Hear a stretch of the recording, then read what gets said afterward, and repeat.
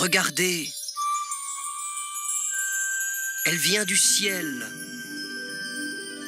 On l'appelle l'étoile de Noël, l'étoile de la nuit sainte aussi. Elle a brillé pour la première fois au cœur d'une nuit profonde de l'hiver, il y a un peu plus de 2000 ans, au-dessus d'une petite étable de Judée, dans une bourgade encore inconnue, Bethléem. C'est pour cela qu'elle a été créée, pour éclairer l'étable cette nuit-là et indiquer le chemin de lumière qui y conduit. Elle n'est qu'un signe. Elle montre la route vers le mystère apparu sur terre, mystère de l'amour de Dieu pour les hommes, mystère qui reste caché à celui qui ne sait pas entrer dans le silence, car tout commence dans le silence d'une étable. Chut, minuit approche. Voulez-vous entrer vous aussi ? L'étoile apparaît cette année encore pour vous conduire, si vous le désirez, vers la grande, la merveilleuse histoire de Noël. Écoutez. En ce temps-là, en Judée, Hérode, roi cruel et sans pitié, est placé sur le trône de Jérusalem par les Romains. Ils occupent la région et le peuple tremble au son des sabots des chevaux de l'Empire, annonciateurs de pillage, d'injustice et de mort. Accablé et à bout de souffle, le peuple d'Israël implore le Dieu de ses pères de lui apporter un sauveur.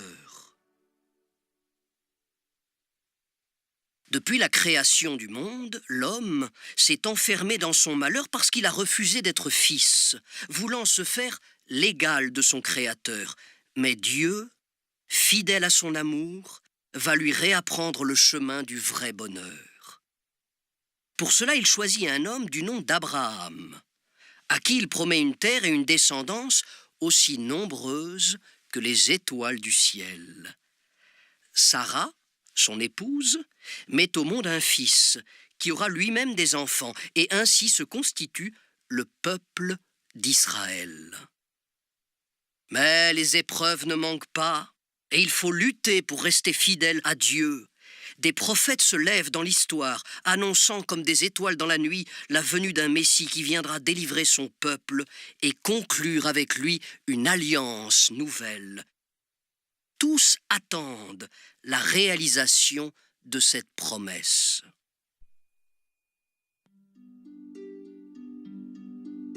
Venez, divin Messie, nous rendre espoir et nous sauver. Vous êtes notre vie. Venez, venez, venez. Ô Fils de Dieu, ne tardez pas par votre corps. Donnez la joie à notre monde en désarroi. Redites-nous encore de quel amour vous nous aimez. Tant d'hommes vous ignorent. Venez, venez, venez. Venez, divin Messie, nous rendre espoir et nous sauver. Vous êtes notre vie.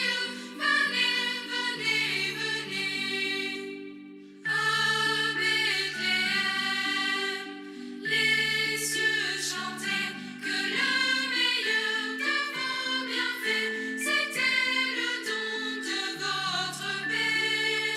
Le monde la dédaigne, partout les cœurs sont divisés, qu'arrive votre règne. Venez, venez, venez. Venez, divin Messie, nous rendre espoir et nous sauver. Vous êtes notre vie. Venez, venez, venez. En ces jours-là, paraît un édit de l'empereur Auguste ordonnant de recenser toute la terre. Chacun doit retourner dans son village d'origine. C'est le cas de Joseph, un homme de la lignée d'Abraham, descendant du roi David.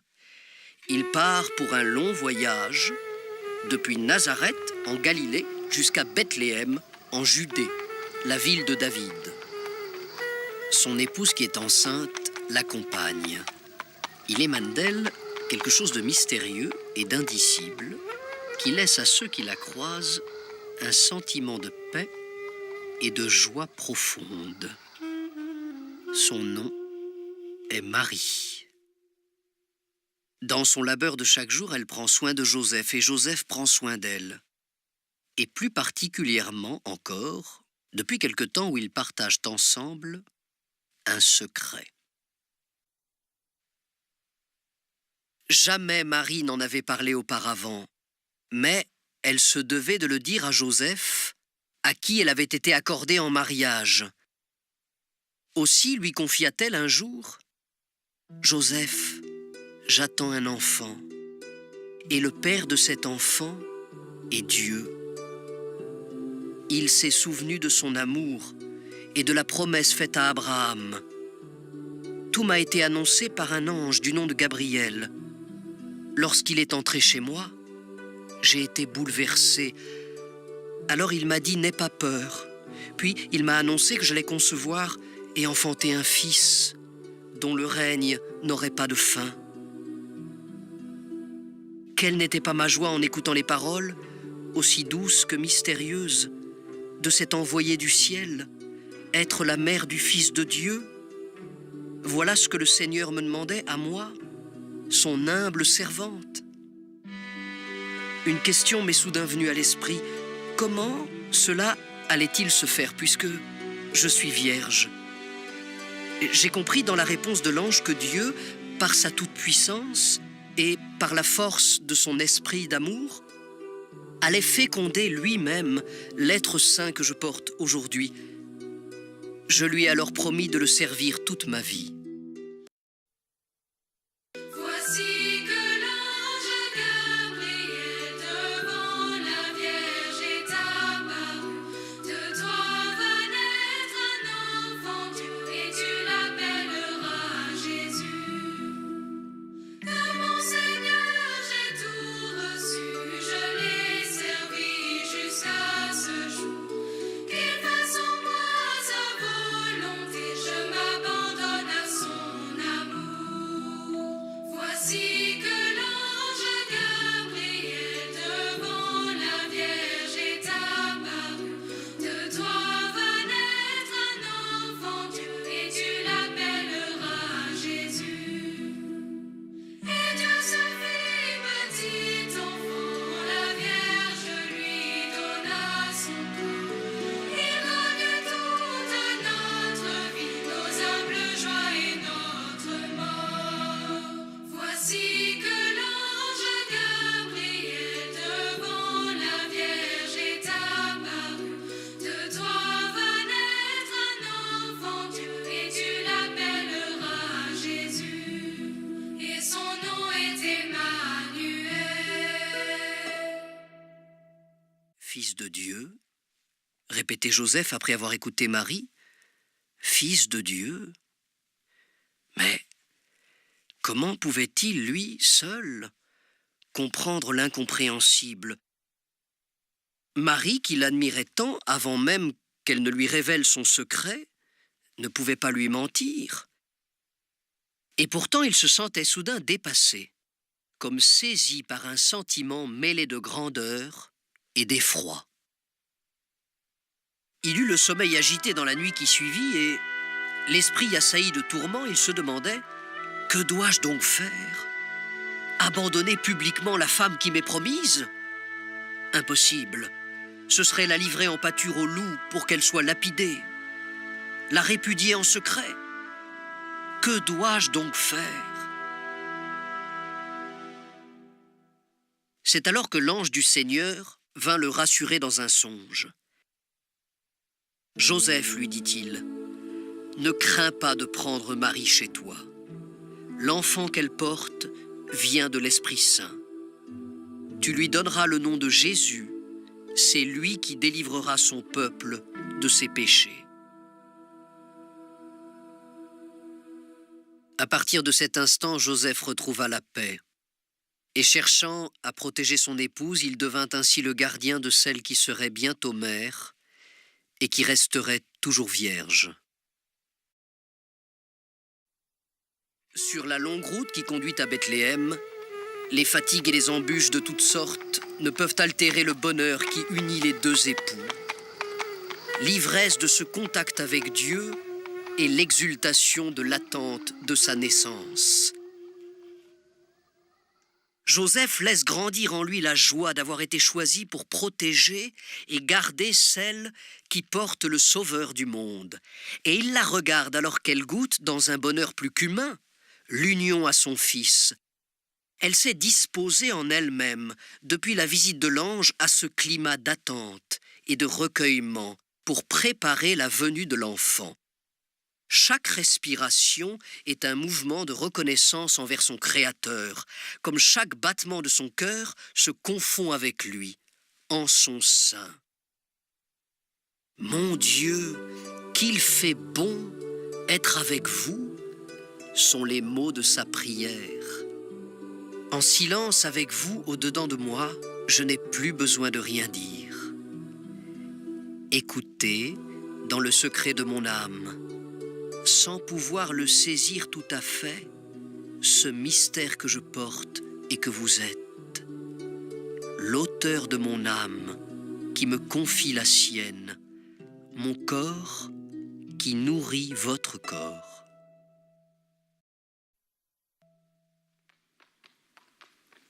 Les parents du roi de l'univers croisent sur leur route les foules qui traversent le pays, accourant et se bousculant de partout pour répondre à leurs devoirs civiques. À Bethléem, les aubergistes se pressent pour offrir une belle place aux riches, que l'on reconnaît à leurs manteaux amples, leurs bagues précieuses et leurs bourses pesantes attachées à la ceinture. Et lorsque nos deux voyageurs arrivent à la tombée du soir, il ne reste plus de place nulle part. Et pourtant, il faut faire vite, car le temps est venu pour la Vierge d'enfanter. « Passez votre chemin !» leur crie-t-on. Il se fait tard, et la nuit est tombée. La voûte étoilée brille et scintille de tous ses feux. Quelque chose semble dire que cette nuit ne ressemble pas aux autres nuits.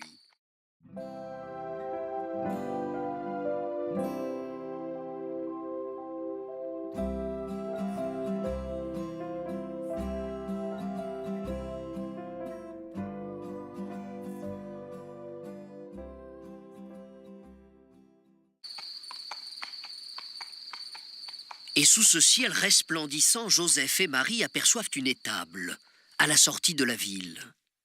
Ils y pénètrent et découvrent un bœuf couché, de la paille et une mangeoire. Elle pourra servir de lit pour le petit, se disent-ils. C'est au cœur de cette tragédie humaine que s'opère la descente de l'amour de Dieu chez les hommes. Dans cette étable obscure, sous le ciel étoilé, Marie, la Vierge, met au monde son Fils, Dieu né de la chair.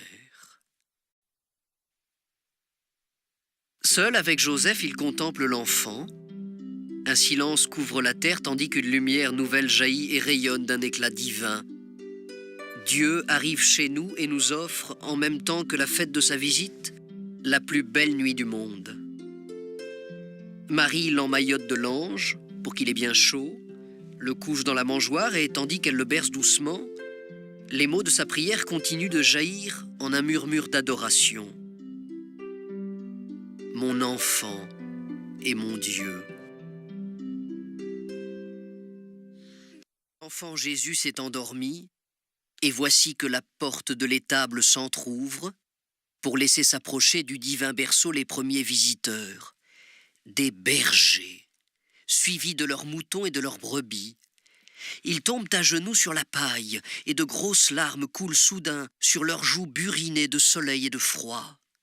Ces hommes peu raffinés ont pourtant le cœur assez pur pour avoir entendu le chant du ciel. Ainsi, alors qu'ils passaient la nuit dans les champs pour garder leurs troupeaux, ils ont vu tout à coup une grande lumière les envelopper. Un ange, entouré d'une myriade céleste, leur a dit soudain « Ne craignez pas, car voici que je vous annonce une bonne nouvelle. Aujourd'hui, dans la ville de David, vous est né un sauveur. Vous le reconnaîtrez à ce signe, vous trouverez un nouveau-né emmailloté et couché dans une mangeoire. Allons à Bethléem, allons voir ce qui est arrivé, se sont exclamés les pastoureaux. Et ils ont couru de prairie en ruisseau, suivis de leurs troupeaux. À peine arrivés au lieu indiqué par l'ange, leur cœur, alourdi par une vie difficile, a été conquis par le sourire de Marie, berçant son fils nouveau-né, leur sauveur. Et tandis qu'ils lui offrent leurs plus beaux agneaux, leur chant de joie fait écho à celui des anges qui a retenti au firmament. Gloire à Dieu au plus haut des cieux et paix sur la terre aux hommes qu'il aime. Mon peuple ne comprend pas, prophétisait Isaïe. Mais celui qui n'a rien compris en ce temps-là, c'est le roi Hérode. Enlisé dans sa soif de pouvoir, il apprend que des savants qui lisent dans le ciel ont vu se lever une étoile depuis le fond de l'Orient. Et cette étoile nouvelle vient leur annoncer la naissance d'un nouveau roi.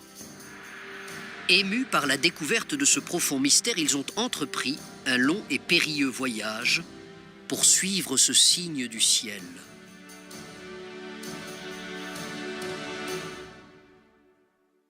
La rage au ventre, Hérode les convoque en secret pour se renseigner sur l'endroit exact où l'enfant doit naître, prétextant qu'il veut aller, lui aussi, l'adorer. L'étoile, poursuivant sa course, conduit les mages à Bethléem. Et devant le berceau de celui qu'ils reconnaissent comme leur souverain, ils se prosternent. Quelle joie pour eux de l'adorer et de lui offrir les nombreux cadeaux qu'ils ont apportés de leur lointain pays, de l'or pour le roi des rois, de l'encens pour le prêtre des prêtres, et de la myrrhe au parfum précieux pour le prince des prophètes. Pleins du bonheur de celui qu'ils ont tant cherché, ils s'endorment le cœur empli de la lueur de l'étoile de Noël. Avertis en rêve de ne pas retourner chez Hérode, ils comprennent alors que le roi, jaloux, voit d'un mauvais œil la naissance du Messie. Ils décident donc de rentrer chez eux en secret par un autre chemin.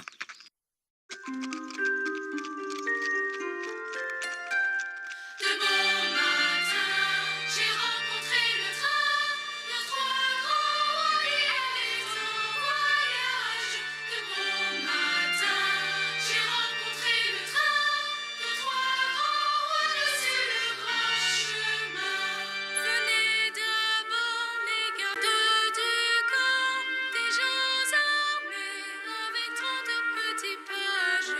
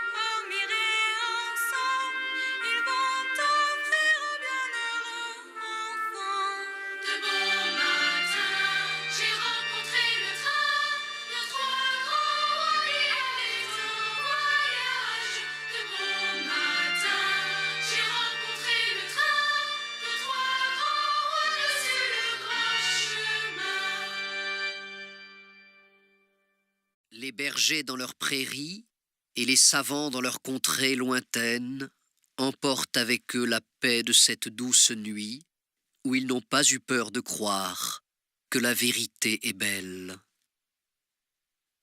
Il est bon, au temps de Noël, de faire jaillir autour de soi une étincelle de joie, de laisser se répandre sur la terre comme un chaud courant d'amour. L'étoile vers laquelle nous marchons au début de l'hiver est bien celle qui apporte la paix sur terre.